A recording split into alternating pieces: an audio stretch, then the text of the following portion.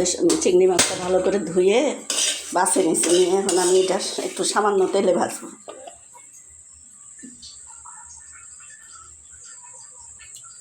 চিংড়ি মাছটা আমি ভালো করে বাছে নিয়েছি, এখন আমি এই যে একটু সরিষার তেল দিয়ে দিলাম, এর মধ্যে আমি ভাজে দিব।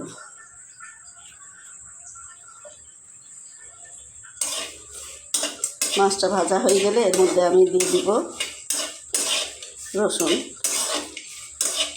এটাকে আমি ভালো মতো মশমশা করে ভাজে নিব। মাছটা আমার ভাজা হয়ে গেছে, এই যে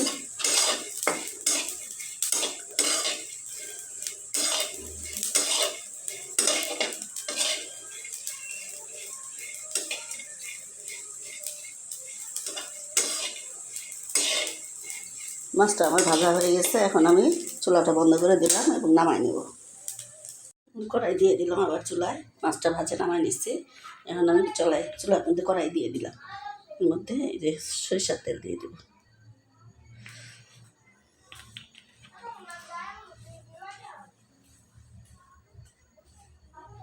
তেলটা গরম হয়ে গেছে আমার, এখন ওর মধ্যে আমি রসুন দিয়ে দিব।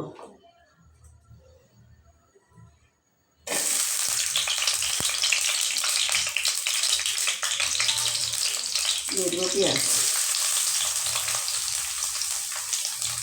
একটু মাছ বেশি, আমি একটু পেঁয়াজটা বেশি দিলাম, রসুন একটু বেশি দিলাম। দিয়ে দিব কয়েকটা কাঁচামরিচ, একটু ঝাল না হলে ভর্তা ভালো লাগে না, এগুলো কাঁচামরিচও দিয়ে দেবো।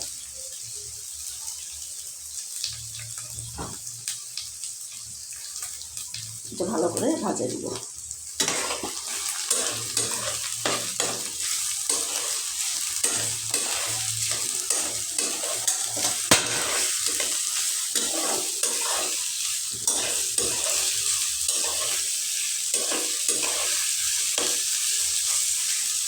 সামান্য একটু এর মধ্যে লবণ দিয়ে দিব।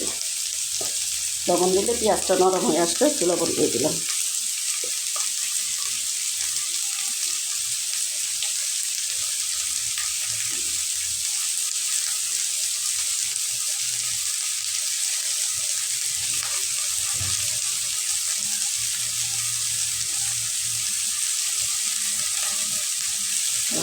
এখন আমি ভাজে দিব।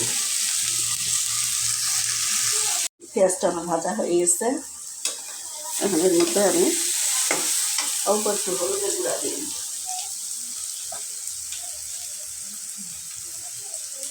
একটু হলুদের গুঁড়া দিয়ে দিলাম, দিয়ে দিলাম এই যে ধনিয়া পাতা।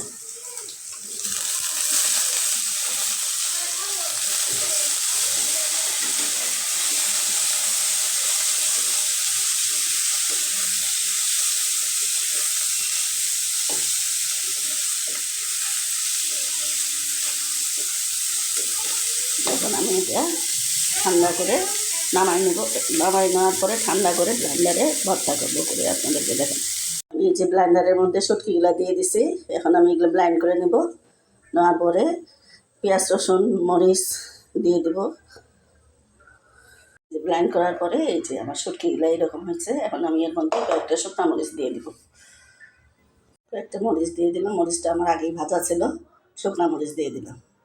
পরে এই যে আমার আবার গুঁড়া হয়ে গেছে, এখন আমি এই যে পেঁয়াজটা ভাজে রাখছি, এই পেঁয়াজটা এখন ওর মধ্যে দিয়ে দিব। এই যে পেঁয়াজটা ভাজে রাখছি, এটা এখন ওর মধ্যে দিয়ে দিব।